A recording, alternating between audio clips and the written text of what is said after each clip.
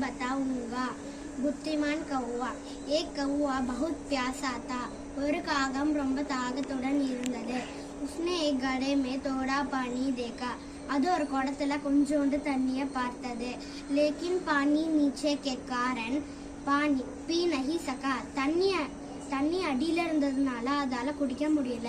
तब कौवा ने कंकड़ डालने शुरू किया. पानी ऊपर आया.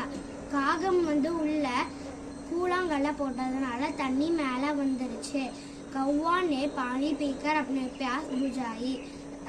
காகம் அந்த தண்ணியை குடிச்சிட்டு அதோட तागता पोकीकिच्छु. शिक्षा मारल. बुद्धिमान से हमें समस्या का समाधान किया जा सकता है.